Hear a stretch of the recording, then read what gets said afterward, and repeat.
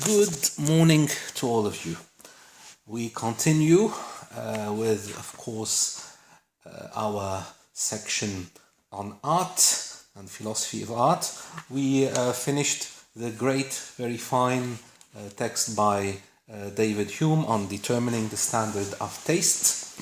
And we move on now, very naturally, in fact, to Kant.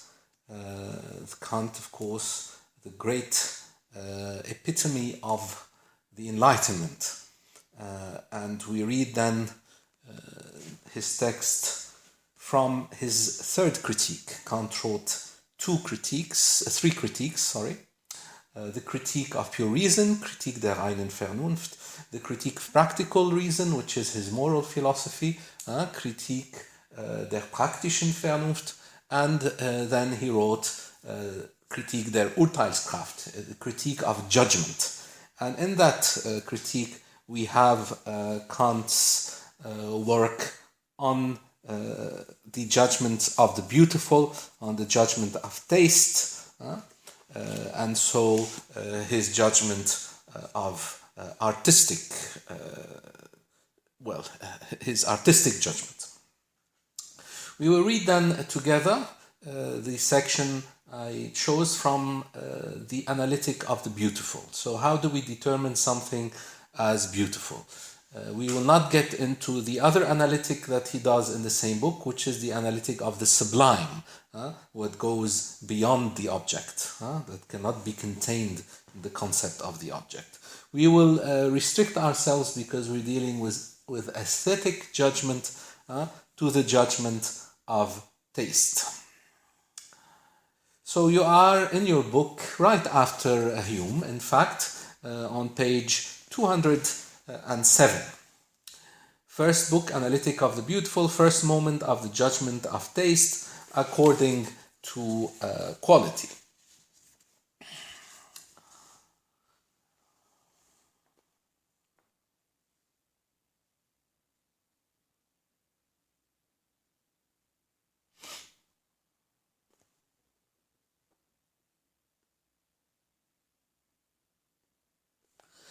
I want to make a remark, just as we read this first section's title, The Judgment of Taste, is aesthetical.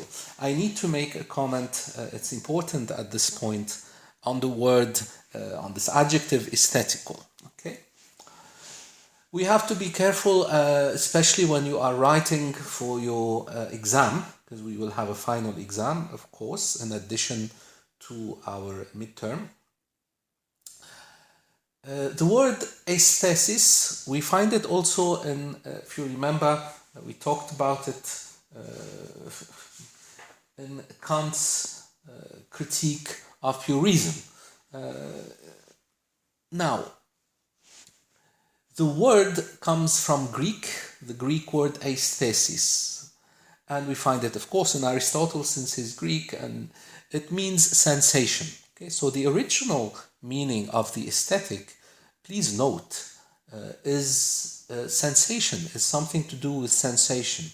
So Kant uses that meaning in his critique of pure reason, his first and most important critique.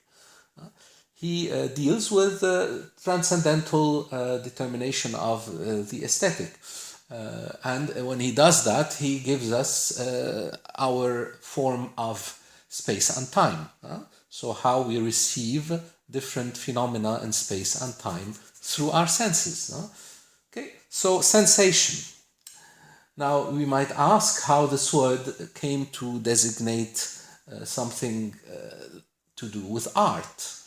It all, in fact, happens in the same century with Baumgarten, in German Baumgarten, means orchard, his name. So Baumgarten is a philosopher that Kant was very influenced by, especially Baumgarten's book Metaphysics. And Baumgarten introduces this new meaning, if you like, of the aesthetic. Okay? He does it by saying that the beautiful, by working on the beautiful, is not something merely like a Platonic idea. You remember Plato. It's not something that remains in the world of ideas. It's not something beyond our sensible and hence sensory world. No, we find the beautiful in the sensory world, in what we sense, sensation. And so we have an aesthesis there in which there is the beautiful. Okay, so we have with Baumgarten this fusion of the sensation with the beautiful. The beautiful, we can meet with it in sensation. And we can not only do that, we can actually develop. Helped, he says, we can get help from the fine arts, from people who teach fine arts, to determine the best judgment of this sensation, this beautiful in sensation. And so with Baumgarten, we have the transformation a bit of this word. Aesthetics becomes not just sensation, it becomes the beautiful in sensation. Okay?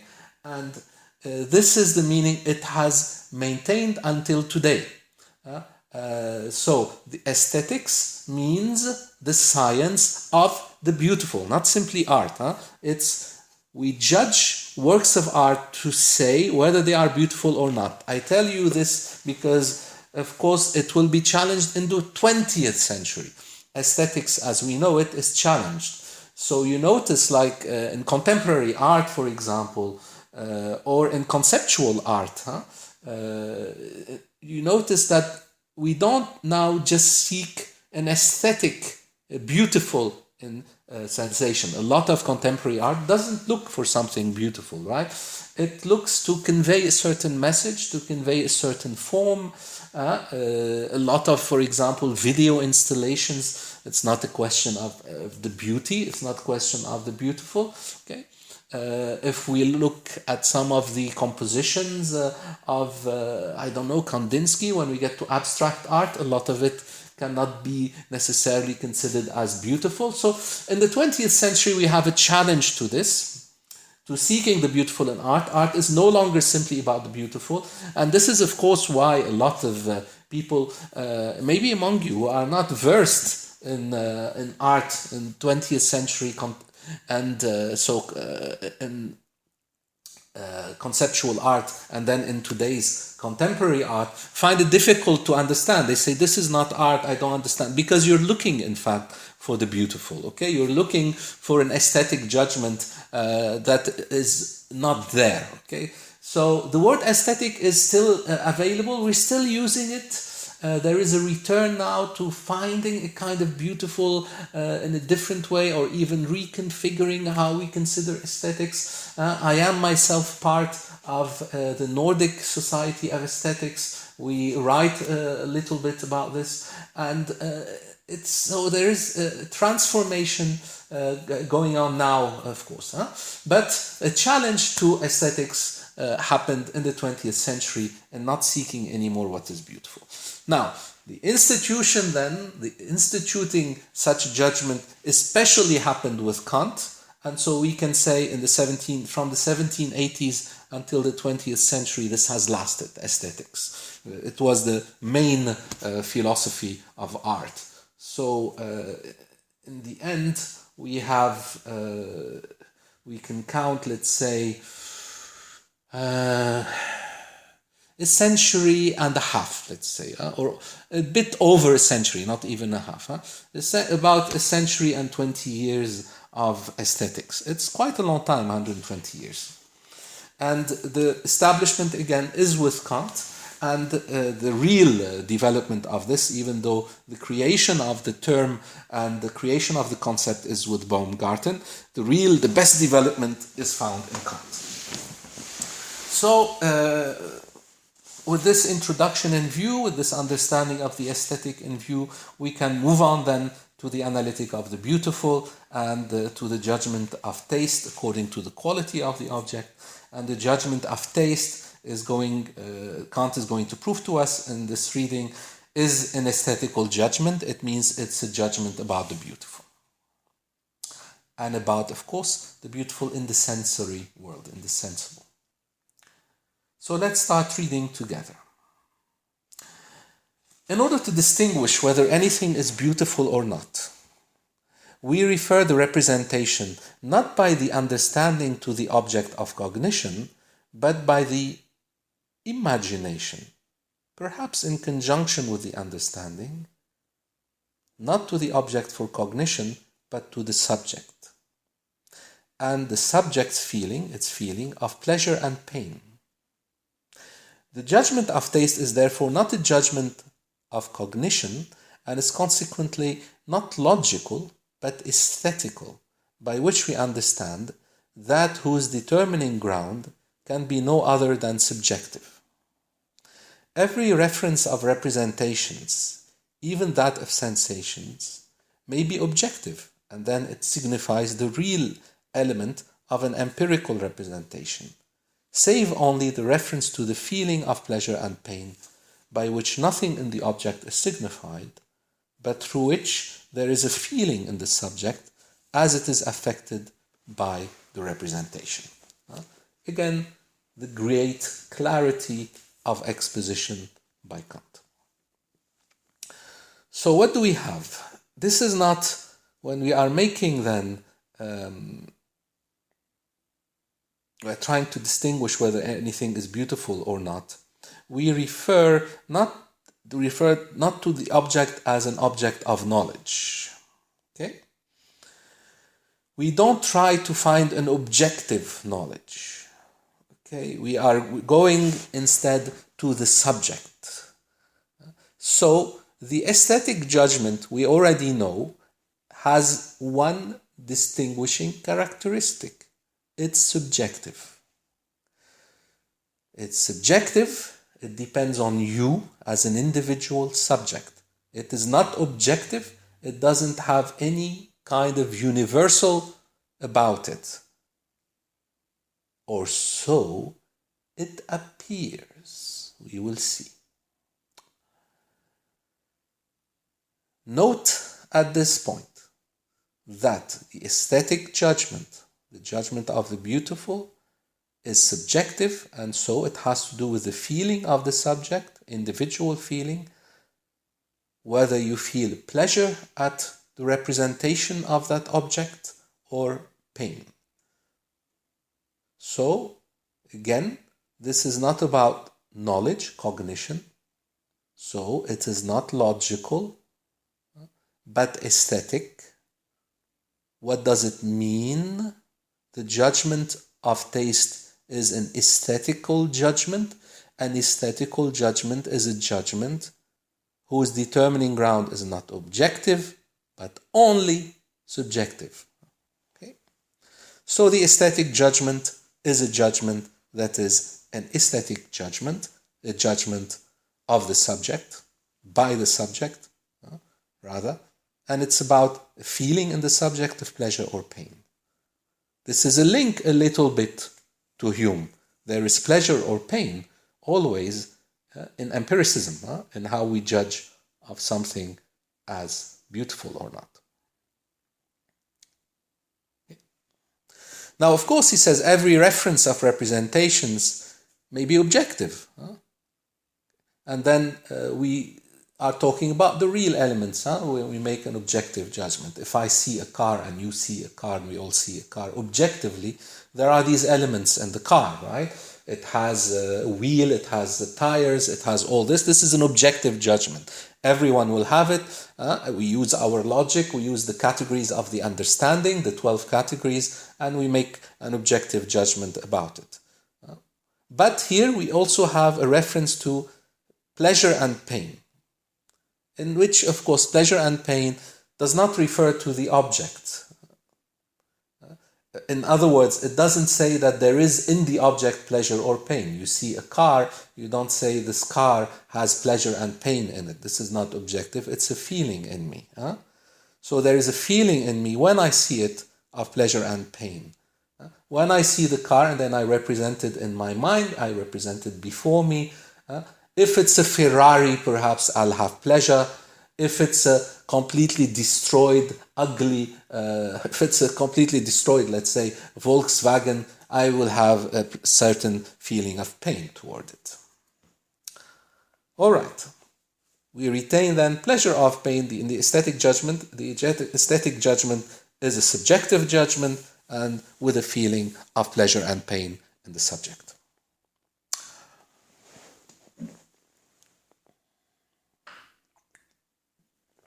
We continue.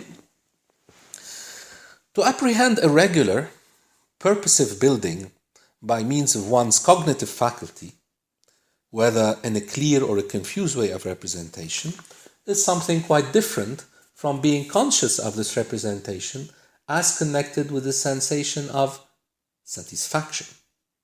Here the representation is altogether referred to the subject and to its feeling of life under the name of the feeling of pleasure or pain. This establishes a quite separate faculty of distinction and of judgment, adding nothing to knowledge, to cognition, but only comparing the given representation in the subject with the whole faculty of representations of which the mind is conscious in the feeling of its taste. Given representations in a judgment can be empirical, consequently aesthetical, but the judgment which is formed by means of them is logical, provided they are referred to in the judgment to the object. Conversely, if the given representations are rational but are referred in a judgment simply to the subject, to its feeling, the judgment is so far always aesthetical. No need to comment on this. We can move on to the second section. Okay. We retain then always that when we are making a judgment of taste, it is subjective and a question of pleasure and pain of something that is not in the object itself. The object does not possess pleasure and pain. Now, a second determination. The satisfaction which determines the judgment of taste is, please underline, disinterested. This is a new thing. This introduction of this word disinterested is purely from Kant. In other words, the judgment of taste is disinterested. So we have to feel a certain satisfaction. We saw that in what we just read, right? We can build a car, we can build a house, etc. Look at it and say it's completed, say it's an object. But we can, if it's a nice looking house, we can feel a certain satisfaction. Okay? So the satisfaction, he tells us, which determines the judgment of taste, is not a satisfaction because I'm going to live in it, not a satisfaction because I will sell it for a lot of money. It's a satisfaction that is disinterested. Let's read.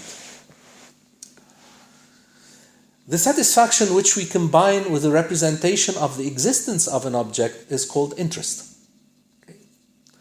Such satisfaction always has reference to the faculty of desire, either as its determining ground or as necessarily connected with its determining ground. Now, when the question is if a thing is beautiful, we do not want to know whether anything depends or can depend on the existence of the thing, either for myself or for anyone else, but how we judge it by mere observation, intuition, or reflection. If anyone asks me if I find that palace beautiful which I see before me, I may answer, I do not like things of that kind which are made merely to be stared at. Or I can answer like that Iroquois Indian, right? Sachem, if you like, who was pleased in Paris by nothing more than by the cookshops. Or again, after the manner of Rousseau, I may rebuke the vanity of the great who waste the sweat of the people on such superfluous things.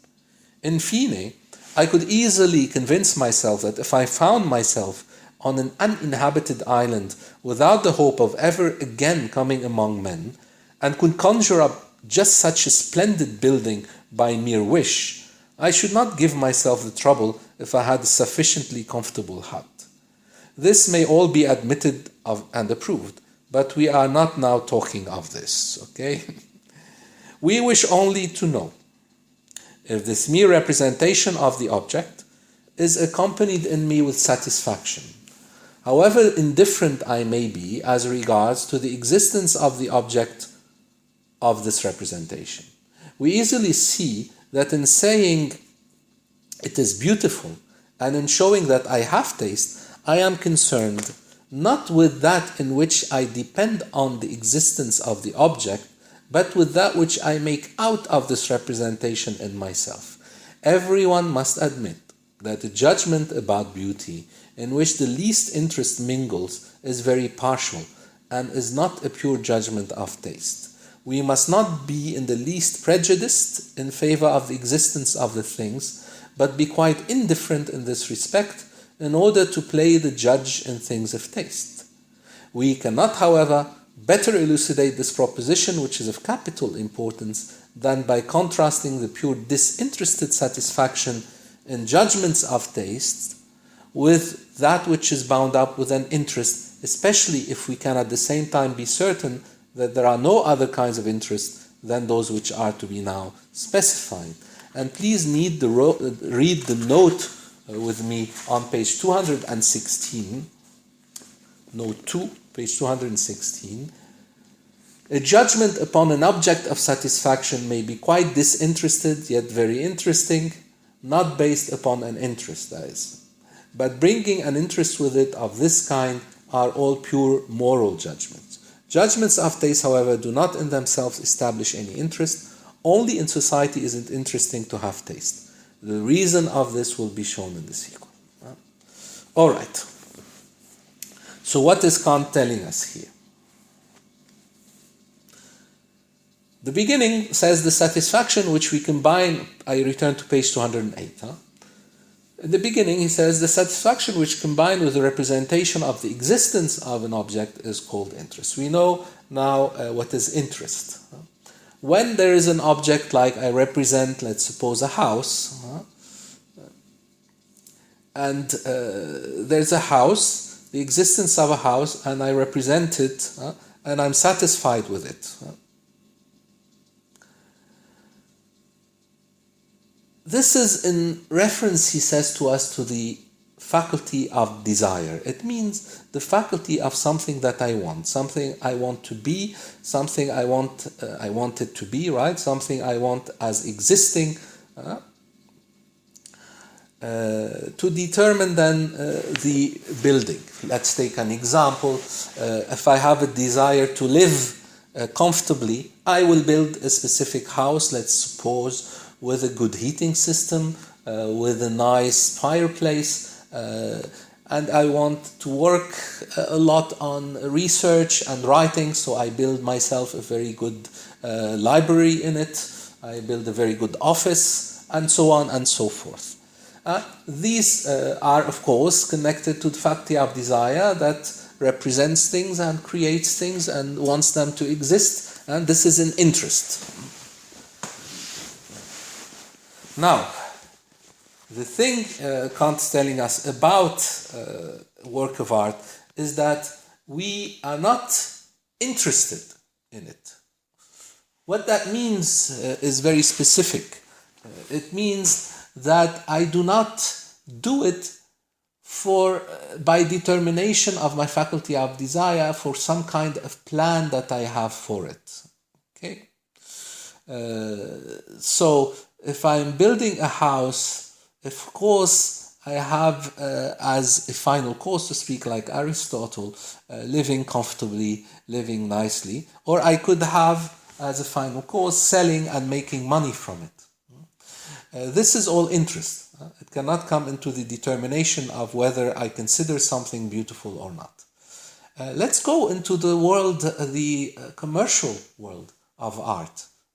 When I'm making, let's suppose, works of art, I'm making paintings, and I'm making them because I know that there is this American rich woman who wants this kind of figure in the painting, and she would give me $1 million. Okay, this for Kant then, this judgment that is involved here has to do with money. It doesn't have to do with beauty at all. When I'm making such work, is it really now a question of work? Is it a work of art? It's debatable.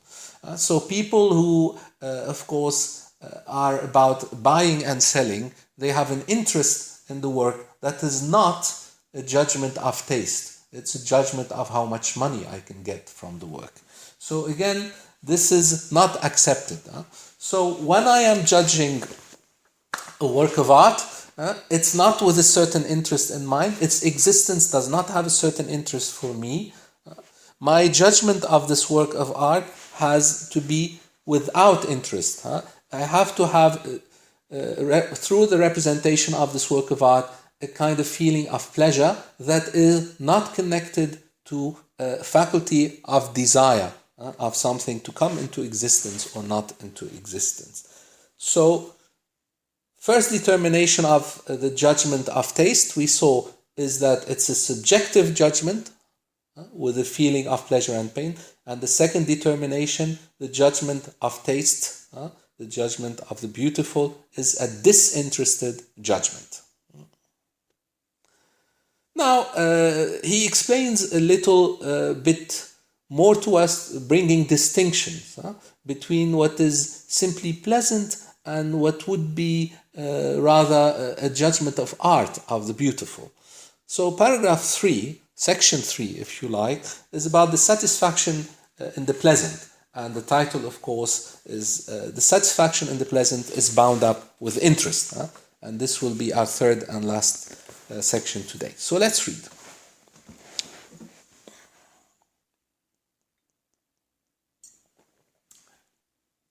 Kant gives us a definition of the pleasant.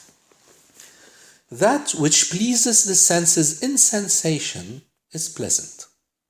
Okay? So we have pleasure of the senses in sensation, in aesthesis, in fact. Okay.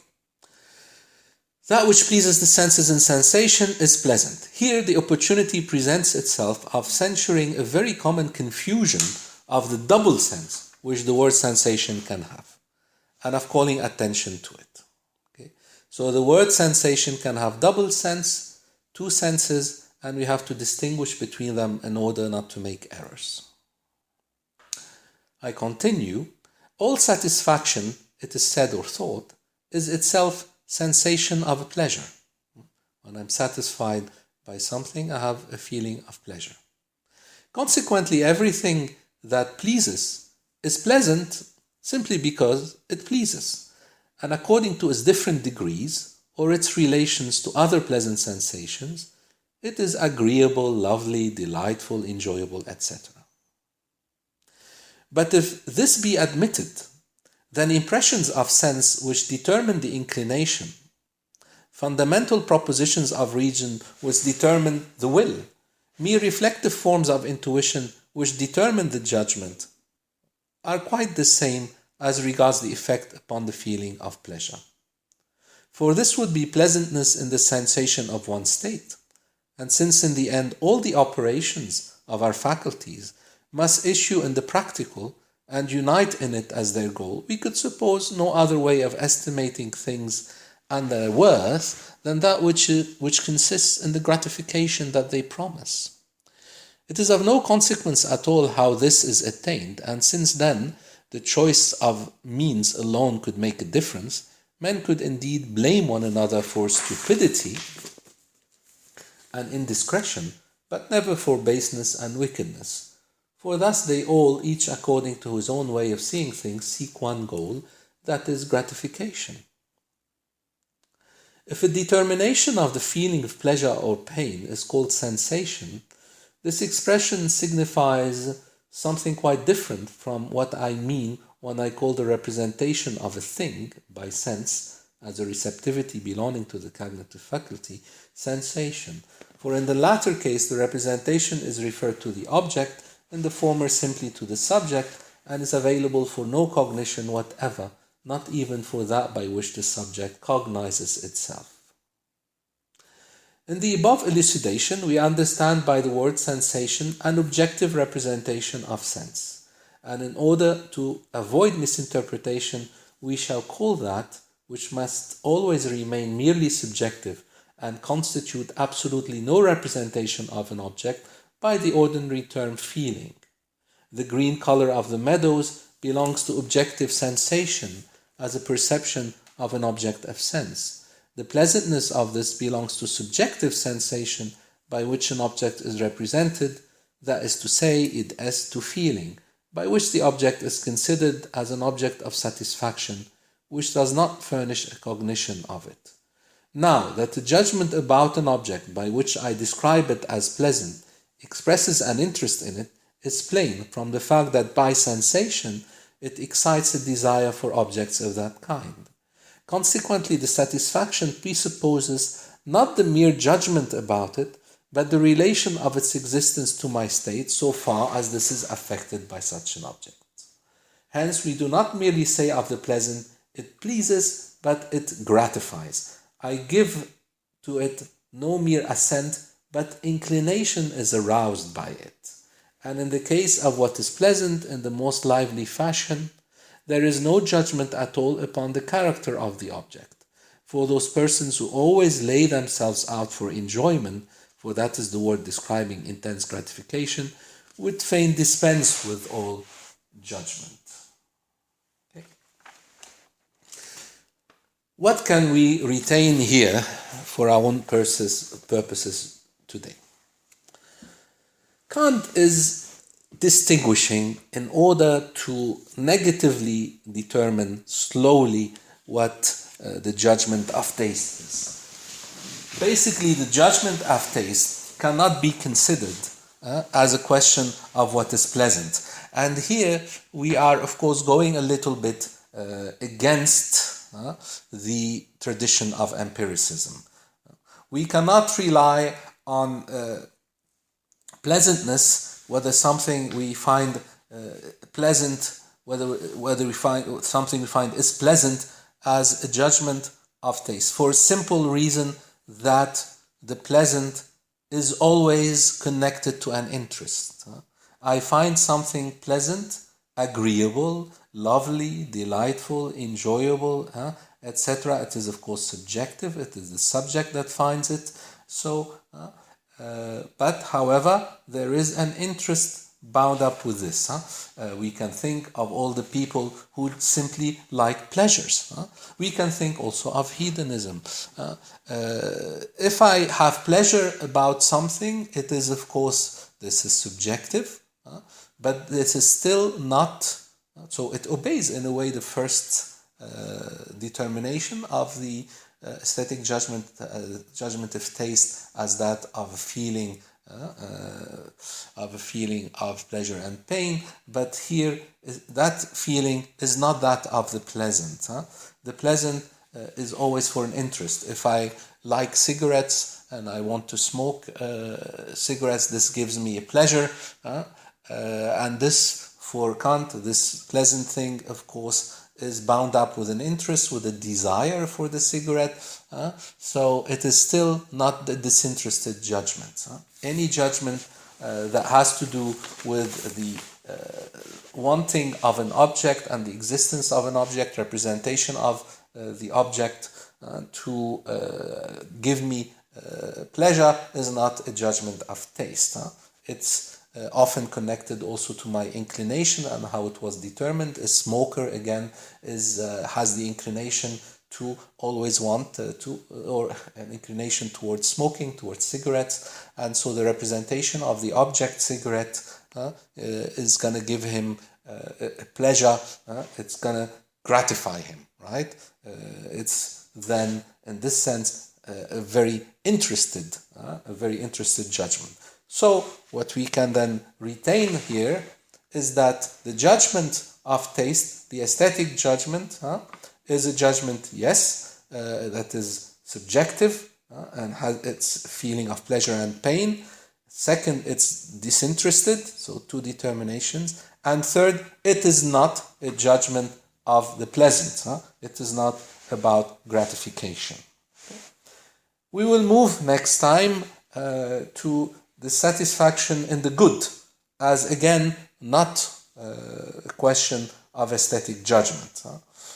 And here we can think of Hume, who sort of agrees with the empiricists in their saying that the good is beautiful. Here we are going to separate the good from the beautiful with Kant. So this will be in our next class, next lecture on Thursday. So until then, please read on. So we'll do section 4, 5, and move on, I think, to 6 and 7, which will bring us to the middle of the text. So please read 4, 5, 6, and 7 for next class. Meanwhile, a happy Easter to everyone who is following the Western calendar, and happy Shanini for the Eastern calendar, and I will wish you this coming weekend, happy Easter for the Orthodox. Meanwhile, all my regards to you. Stay safe, read well, and good luck with everything.